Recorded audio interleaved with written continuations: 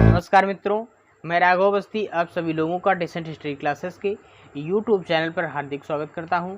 आप इस क्लास में पढ़ते हैं refrigeration and air conditioning subject को, जो कि पॉलिटेक्निक 4th सेमेस्टर का एक सब्जेक्ट है।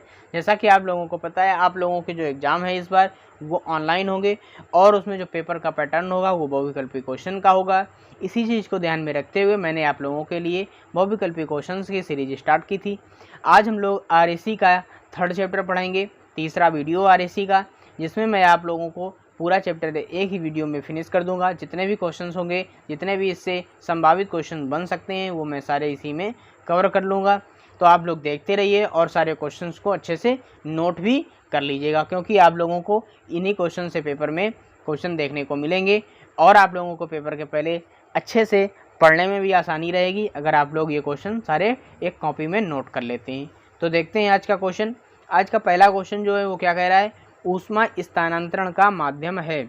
ऊष्मा स्थानांतरण का मतलब क्या है, एक स्थान से दूसरे स्थान पर ऊष्मा को भेजना। जैसे मान लीजिए कोई ये बॉडी है, इस बॉडी से हम लोग ऊष्मा को निकालें और इस बॉडी में भेज दें, तो इसे हम लोग ऊष्मा का स्थानांतरण या फिर ऊष्मा का परिवर्तन कहेंगे। तो ऊष्मा का स्थानांतरण जो किया जाता है वो हम लोग एक प्रशीतक में करते हैं। जैसे प्रशीतक होता है, प्रशीतक क्या है, फ्रिज होती है, फ्रिज में हम लोग अंदर के वातावरण को ठंडा करते हैं और अंदर का जो टेम्परेचर होता है उसे हम लोग वातावरण में एक क्रिया के माध्यम से गुजारते हुए उसे छोड़ देते हैं। तो उसमें जो हम लोग पदार्थ यूज करते हैं वो प्रशीतक पदार्थ कहलाता है। वो पानी हो सकता है, वाष्प हो सकती है, वायु हो सकती है और कोई लिक्विड भी हो सकता है, मतलब कोई रासायनिक भी वो यूज हो सकते हैं, जैसे क्लोरोफ्लोरो हो गई, ठीक है, R11 R12 भी बहुत सारी गैसेस होती हैं, अमोनिया हो गई, सल्फर हो गई, ये सारी प्रशीतक गैसें कहलाती हैं। तो यहाँ पर बी नंबर इसका आंसर प्रशीतक बिल्कुल करेक्ट हो जाएगा। तो आप लोग इसे नोट कर लीजिए। अब हम लोग देखते हैं अगला क्वेश्चन। अगला क्वेश्चन देखिए क्या कह रहा है। अगला क्वेश्चन कह रहा है प्रशीतक का प्रकार है कि प्रशीतक कितने प्रकार के होते हैं। तो आप लोगों की जो प्रशीतक हैं या रेफ्रिजरेंट हैं वो दो तरीके से विभाजित किए गए हैं। सबसे पहला प्राथमिक प्रशीतक और दूसरा द्वितीयक प्रशीतक। तो इसका C number option A B both बिल्कुल करेक्ट हो जाएगा। तो हम लोग देख लेते हैं सबसे पहले प्राथमिक प्रशीतक में लगभग कौन कौन प्रशीतक आएंगे। जो प्रशीतक हम लोग के क्या हैं, ammonia, carbon dioxide, sulphur dioxide या फिर फ्रेऑन 12, इस टाइप के जो प्रशीतक होंगे वो प्राथमिक प्रशीतक की श्रेणी में आएंगे। और जो हमारे द्वितीय प्रशीतक होंगे वो जैसे ठंडा पानी, क्या, ठंडा पानी, या फिर बोल सकते हैं लवण घोल। लवण घोल का मतलब क्या है, नमक वगैरह का घोल, या फिर बर्फ। ये क्या है, द्वितीय प्रशीतक के अंतर्गत आते हैं। तो आप लोग इन्हें नोट कर लीजिए और ये क्वेश्चन भी नोट कर लीजिए। अब हम लोग देखते हैं अपना अगला क्वेश्चन। अगला क्वेश्चन देखिए क्या कह रहा है। अगला क्वेश्चन कह रहा है प्राथमिक प्रशीतक का उदाहरण नहीं है। तो प्राथमिक प्रशीतक का उदाहरण नहीं है। प्राथमिक प्रशीतक क्या होते हैं, मैंने आपको बताया, अमोनिया है, CO2 है, SO2 है, ये प्राथमिक प्रशीतक होते हैं। द्वितीय प्रशीतक क्या है, ठंडा पानी है, बर्फ है, लवण का घोल है। तो इसमें जो सी नंबर ऑप्शन है वो प्राथमिक प्रशीतक नहीं है, ये द्वितीय प्रशीतक की श्रेणी में आता है, ठंडा पानी। तो आप लोग सी नंबर ऑप्शन पर टिक कर लीजिए और इस क्वेश्चन को नोट भी कर लीजिए। अब हम लोग देखते हैं अपना अगला क्वेश्चन। अगला क्वेश्चन देखिए क्या कह रहा है, द्वितीयक प्रशीतक निम्न में है। द्वितीयक प्रशीतक क्या होते हैं, पानी, लवण घोल, बर्फ। तो इसमें तीनों ऑप्शन दिए गए हैं, तो डी नंबर ऑप्शन इसका सभी बिल्कुल करेक्ट हो जाएगा। आप लोग ये क्वेश्चन नोट करते रहिए क्योंकि बहुत ज़्यादा इंपॉर्टेंट क्वेश्चन है। ये सीधे आपको याद कर लेना है। इस चैप्टर में जितने भी क्वेश्चन बनेंगे वो सिर्फ याद करने वाले होंगे और इस चैप्टर से आप लोगों को पेपर में लगभग 4 से 5 क्वेश्चन जरूर देखने को मिलेंगे। अब हम लोग देख लेते हैं अगला क्वेश्चन। अगला क्वेश्चन क्या कह रहा है, R12 का रासायनिक नाम होता है। R12 जो प्रशीतक होता है ये प्रशीतक के नंबर के अनुसार दिए जाते हैं। ये R12, R11, R13, R14 ये प्रशीतक का नंबर होता है। तो हमारा जो R12 होता है उसका रासायनिक नाम होता है डाइफ्लोरोमेथेन। तो इसमें आंसर देख लेते हैं, डाइफ्लोरोमेथेन। बी नंबर ऑप्शन बिल्कुल करेक्ट है। अब इसका हम लोग सूत्र देख लेते हैं डाइफ्लोरोमेथेन का। तो इसका सूत्र जो होता है, रासायनिक सूत्र होता है CCl2, ठीक है, F2, CCl2F2। इसे हम लोग डाइफ्लोरोमेथेन कहते हैं। आप लोग जब इसकी IUPAC निकालेंगे तो यही नाम निकल कर आपको मिलेगा। तो आप लोग ये समझ गए होंगे अच्छे से, आप लोग इसे नोट कर लीजिए। अब हम लोग देख लेते हैं अगला क्वेश्चन। अगला क्वेश्चन देखिए क्या कह रहा है। अगला क्वेश्चन कह रहा है R729 होता है। R729 क्या है, ये भी एक प्रशीतक का नंबर ही है। नंबर के अनुसार हम लोग प्रशीतक को बांट देते हैं, क्योंकि इतने ज़्यादा नाम याद करना आसान नहीं है, बहुत ज़्यादा प्रशीतक होते हैं, तो इनको हम लोगों ने क्या नंबरिंग दे दी। तो हमारा जो R729 होता है वो वायु का नंबर होता है। वायु प्रशीतक जो होता है, जो हम लोग वायु प्रशीतक का यूज करते हैं, उसे हम लोग R729 कहते हैं। तो ए नंबर ऑप्शन इसका बिल्कुल करेक्ट हो जाएगा, वायु। तो आप लोग इसे नोट कर लीजिए। अब हम लोग देखते हैं अपना अगला क्वेश्चन। अगला क्वेश्चन देखिए क्या कह रहा है। अगला क्वेश्चन कह रहा है कि वायुमंडलीय दाब पर अमोनिया का क्वथनांक होता है। क्वथनांक मतलब जिस पर वो फ्रीज होने लगे या फिर ठंडक प्राप्त करने लगे, फ्रीज बोल सकते हैं, उसे हम लोग क्वथनांक बोलते हैं। बॉइलिंग क्या होती है, उसी के जस्ट अपोजिट, जिस पॉइंट पर वो बॉयल होने लगे या फिर उबलने लगे, उसे हम लोग बॉइलिंग पॉइंट कहते हैं। तो अमोनिया का जो क्वथनांक होता है वो होता है -33°C, -33°C। तो इसका ए नंबर ऑप्शन बिल्कुल करेक्ट हो जाएगा। ये सारे देख लीजिए क्वेश्चन याद करने वाले ही हैं, याद करना ही पड़ेगा आप लोगों को, क्योंकि ये आपको इसी तरीके से देखने को मिलेंगे, इसमें कुछ समझने वाली चीज़ नहीं है। तो अब हम लोग देख लेते हैं अपना अगला क्वेश्चन। अगला क्वेश्चन देखिए क्या कह रहा है। उच्च तापमान पर अमोनिया हो जाता है। क्या बोल रहा है कि अगर अमोनिया का हम लोग ताप बढ़ा देते हैं तो वो किस तरीके से गुणों को प्रदर्शित करता है। तो अमोनिया जो होता है वो तापमान जब बढ़ जाता है तो वो नशीला हो जाता है, विस्फोटक मतलब विस्फोट भी कर सकता है, हमें नुकसान भी पहुंचा सकता है। तो इसका सी नंबर ऑप्शन ए भी बहुत बिल्कुल करेक्ट हो जाएगा। तो आप लोग ये भी समझ गए होंगे। अब हम लोग देख लेते हैं अगला क्वेश्चन। अगला क्वेश्चन देखिए क्या कह रहा है। अगला क्वेश्चन कह रहा है R717 निम्न में प्रशीतक है। R717 क्या है, ये भी एक नंबर ही है। ये एक अमोनिया का नंबर होता है, NH3 जिसको हम लोग बोल सकते हैं।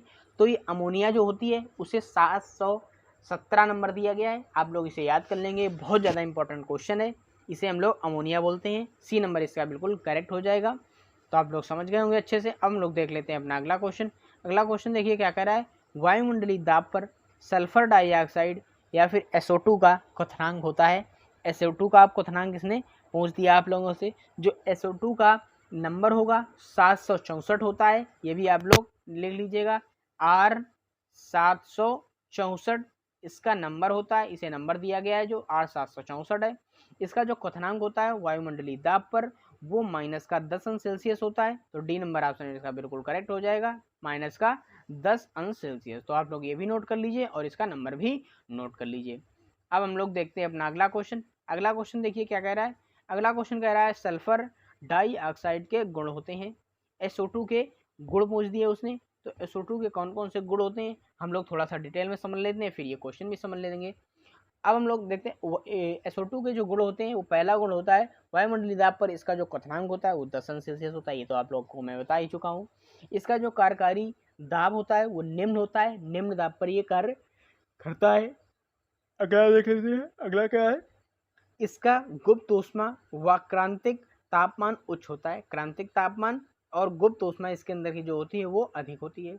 अगला देख लेते हैं। यह अज्वलनशील होता है परंतु विस्फोटक नहीं करता। जैसा कि अमोनिया देखा आप लोगों ने कि वो विस्फोटक भी बन जाता है जब उसका टेम्परेचर हम लोग बढ़ा देते हैं।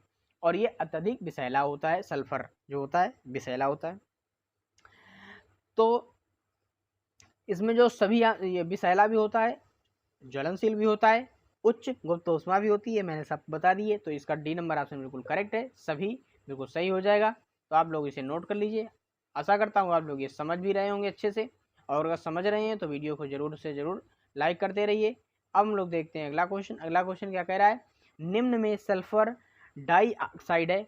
अभी मैंने आपको बता दिया कि R764 इसका कोड होता है, नंबर दिया गया है। तो ये ज़्यादा पढ़ने की जरूरत नहीं है, आप लोग इसे नोट कर लीजिए सीधा। अब हम लोग देख लेते हैं अपना अगला क्वेश्चन।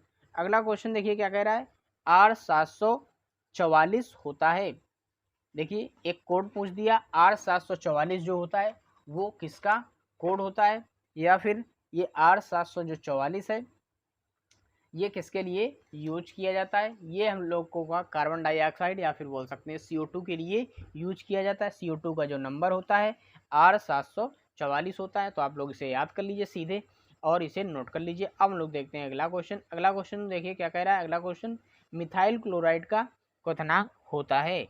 मिथाइल क्लोराइड मतलब CH3Cl इसका जो रासायनिक नाम है, और इसका नंबर नेम माने जाने तो इसका R40 नंबर होता है। ये भी आप लोग दोनों पॉइंट नोट करेंगे, एडिशनल पॉइंट है इसी के।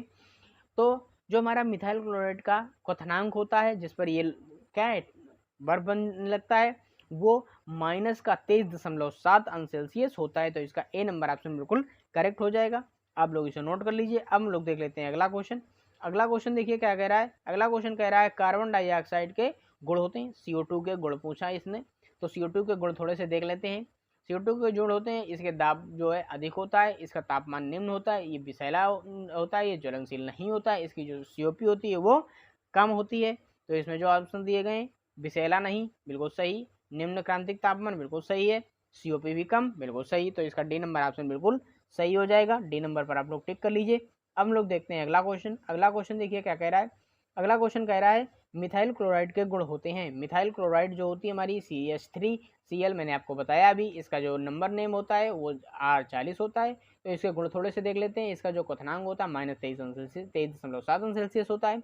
इसका जो कार्यकारी दाब होता है वो भी कम होता है, इसकी गुप्त ऊष्मा उच्च होती है, क्रांतिक तापमान भी इसका उच्च होता है। ये क्या है, ज्वलनशील होते हैं, ये आसानी से नहीं जलते हैं। तो ये सारे इसके गुण होते हैं। तो यहाँ पर आंसर देख लेते हैं। कार्यकारी दाब कम, ये भी सही है। उच्च क्रांतिक ताप अधिक है, सही है। और इसका जो रंग, ये क्या है, रंगहीन भी होता है, इसमें कोई रंग नहीं होता है। जैसा कि पानी क्या है, रंगहीन है, तो उसी तरीके से ये भी होता है। तो इसका जो आंसर है सभी बिल्कुल करेक्ट हो जाएगा। डी नंबर पर आप लोग टिक कर लीजिए। अब हम लोग देख लेते हैं अगला क्वेश्चन। अगला क्वेश्चन देखिए क्या कह रहा है। अगला क्वेश्चन है मोनोफ्लोरो ट्राइक्लोरोमेथेन निम्न में से है। क्या बोला है, मोनोफ्लोरो ट्राइक्लोरोमेथेन निम्न में से है। तो मोनोक्लोरो डाइफ्लोरोमेथेन जो होता है उसे हम लोग R11 बोलते हैं। इसका जो नंबर नेम होता है R11 होता है। ये इसके थोड़े से गुण देख लेते हैं। इसका जो क्वथनांक होता है 23.70 अंश सेल्सियस होता है। ये निम्न दाब का होता है। ये अपकेंद्री संपीडक में प्रयुक्त किया जाता है। तो आप लोग ये सारे पॉइंट्स इसके एडिशनल भी नोट कर दीजिएगा। अब हम लोग देख लेते हैं अगला क्वेश्चन। देखिए वही क्वथनांक मैंने आपको बता दिया है कि क्या होता है। इसका क्वथनांक 23.77 अंश सेल्सियस होता है। तो आप लोग इसे सीधे नोट कर लीजिए, मैंने आपको पहले ही बता दिया है। अब हम लोग देख लेते हैं अपना अगला क्वेश्चन। अगला क्वेश्चन क्या कह रहा है। अगला क्वेश्चन R11 के निम्न में गुण है। मैंने गुण भी आपको सारे बता दिए।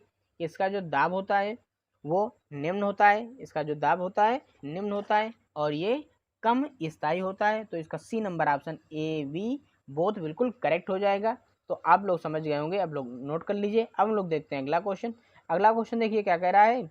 डाइफ्लोरो डाइक्लोरोमेथेन होता है।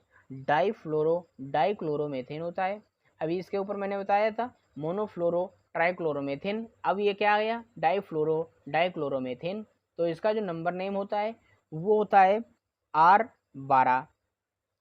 क्या होता है, R12। ए नंबर ऑप्शन में R12 दिया गया है। तो ये आप लोग नोट कर लेंगे, ये बिल्कुल करेक्ट हो जाएगा। अब हम लोग देख लेते हैं इसके क्वथनांक के बारे में। जो R12 होता है इसका वायुमंडलीय दाब पर जो क्वथनांक होता है वो -29 अंश सेल्सियस होता है, माइनस का 29 अंश सेल्सियस होता है। तो आप लोग बी नंबर ऑप्शन पर बिल्कुल करेक्ट कर लेंगे। अब हम लोग देख लेते हैं अगला क्वेश्चन। अगला क्वेश्चन देखिए फिर से एक आ गया कि ट्राइफ्लोरो मोनोक्लोरोमेथेन, या फिर उसको हम लोग R12 बोलते हैं, इसमें पहले ही बता दिया, का क्वथनांक होता है। तो जो हमारा ट्राइफ्लोरो मोनोक्लोरोमेथेन होता है, ये सारे क्या है, प्रशीतक ही हैं। आप लोग इतना समझते रहिए, ये सारे क्या है, प्रशीतक हैं। इसका जो नंबर नेम है R12 होता है। इसका क्वथनांक होता है, क्वथन अंक पूछ दिया, क्वथनांक होता है इसका -81.1 अंश सेल्सियस। तो इसका सी नंबर ऑप्शन बिल्कुल करेक्ट हो जाएगा। आप लोग इसे नोट कर लीजिए। अब हम लोग देखते हैं अगला क्वेश्चन। अगला क्वेश्चन क्या है। अगला क्वेश्चन R13 जिसे हम लोग ट्राइफ्लोरो मोनोक्लोरोमेथेन बोलते हैं, उसका इसने क्रांतिक दाब पूछ दिया कि अधिकतम क्रिटिकल प्रेशर क्या होता है। इसका जो क्रांतिक दाब होता है 29.9 ATM, या फिर एटमॉस्फेरिक दाब होता है 29.5 होता है, 29.5 ATM। तो आप लोग ये सीधे याद करेंगे, क्योंकि ये सारे याद करने वाले ही क्वेश्चन है, इसमें ज़्यादा कुछ समझा नहीं जा सकता है। अब लोग देख लेते हैं अपना अगला क्वेश्चन। अगला क्वेश्चन क्या कह रहा है, निम्न में डाइफ्लोरो मोनोक्लोरोमेथेन है। निम्न में डाइक्लोरो मोनोक्लोरोमेथेन है। इसका नंबर नेम बताना है। नंबर नेम इसका होता है ए नंबर R22 बिल्कुल करेक्ट है। R22 को हम लोग क्या बोलते हैं, डाइफ्लोरोमोनोक्लोरोमीथेन बोलते हैं। तो आप लोग इसे नोट कर लीजिए। अब हम लोग देख लेते हैं इसका अगला क्वेश्चन। वही अगला क्वेश्चन भी इसके क्वेश्चनांक पे पूछ दिया गया कि R22 जो होता है, जिसे हम लोग डाइफ्लोरोमोनोक्लोरोमीथेन बोलते हैं, उसका जो क्वथनांक होता है वो कितना होता है। तो इसका मैं आपको क्वथनांक बता दूं, इसका क्वथनांक होता है -41 अंश सेल्सियस, -24 अंश सेल्सियस। तो आप लोग इस पर नोट कर लीजिए और इस पर टिक लगा लीजिए। अब हम लोग देख लेते हैं अगला क्वेश्चन। अगला क्वेश्चन बहुत ज़्यादा इंपॉर्टेंट है, ये आप लोगों को पेपर में पक्का देखने को मिल जाएगा। ये क्या कह रहा है, इथेन का डेरिवेटिव होता है। डेरिवेटिव मतलब इसी से जो उत्पन्न हुआ हो, इसी से जो प्राप्त हुआ हो, उसे हम लोग डेरिवेटिव कहते हैं। तो इथेन का इसने डेरिवेटिव पूछ दिया है। तो इसका जो डेरिवेटिव होता है वो हो जाता है R113। ये इथेन का डेरिवेटिव है। इसे हम लोग ट्राईफ्लोरो इथेन बोलते हैं। क्या बोलते हैं, ट्राईक्लोरोफ्लोरो इथेन। आप लोग नोट कर लीजिए, यहाँ पर लिखना संभव नहीं है, यहाँ पर सही से लिख नहीं पाएगा, तो आप लोग इसे सीधे नोट कर लीजिए। क्या नोट करेंगे, ट्राईफ्लोरोक्लोरो इथेन, जिसे हम लोग R113 कहते हैं। ये इथेन का डेरिवेटिव होता है। तो आप लोग ये समझ गए होंगे। अब हम लोग देख लेते हैं अगला क्वेश्चन। अगला क्वेश्चन देखिए क्या कह रहा है। अगला क्वेश्चन कह रहा है निम्न में R118 का मतलब है। R118 किसका नंबर नेम है। तो मैं आपको बता दूं, R118 जो होता है वो पानी का होता है। पानी को हम लोग R118 भी बोलते हैं। तो मैं इसके और पॉइंट बता देता हूँ। जो R118 होता है या फिर पानी होता है, इसका जो हिमांक होता है वो 0 सेल्सियस होता है। हिमांक का मतलब क्या है, जिस पर ये बर्फ बनना शुरू हो जाए। हिम अंक, ऐसा अंक जहाँ पर हिम बन जाए या बर्फ बन जाए, उसे हम लोग हिमांक बोलते हैं। इसकी क्या है, उच्च गतिकी जो इसके गुण होती हैं, उच्च ऊष्मा गतिकी के गुण उच्च होते हैं या फिर सॉरी अच्छे होते हैं। तो आप लोग ये दोनों पॉइंट भी एडिशनल समझ गए होंगे। अगला क्वेश्चन देखिए इसी पॉइंट पर बना हुआ है। इसका हिमांक पूछा, तो पानी का सीधे आप लोग बी नंबर बिल्कुल करेक्ट कर लीजिए, क्योंकि मैं आपको बता चुका हूँ। अब हम लोग देख लेते हैं अगला और आज का लास्ट क्वेश्चन। तो अगला क्वेश्चन क्या है, फ्रियॉन एवं मिथाइल क्लोराइड के क्षरण को रोकने के लिए प्रयोग किया जाता है। क्षरण क्या होता है, पहले क्षरण समझ लेते हैं। क्षरण जिसमें हम लोग प्रशीतक पदार्थ जिस सिलेंडर में भरते हैं, क्या है, उसको जब लंबे समय तक यूज करते रहते हैं तो उसमें छोटे छोटे छिद्र बन जाते हैं, जिससे वो गैस लीक हो जाती है या निकलने लगती है। तो अगर उसमें फ्रियॉन या मिथाइल क्लोराइड का प्रयोग किया गया, उसके द्वारा अगर क्षरण हो रहा हो, तो उस क्षरण को रोकने के लिए या फिर जानने के लिए हम लोग हैलाइड टॉर्च का प्रयोग करते हैं। हैलाइड टॉर्च एक ऐसी टॉर्च होती है जो छोटे से छोटे छिद्रों को भी आसानी से देख लेती है। तो इसका ए नंबर ऑप्शन बिल्कुल करेक्ट है।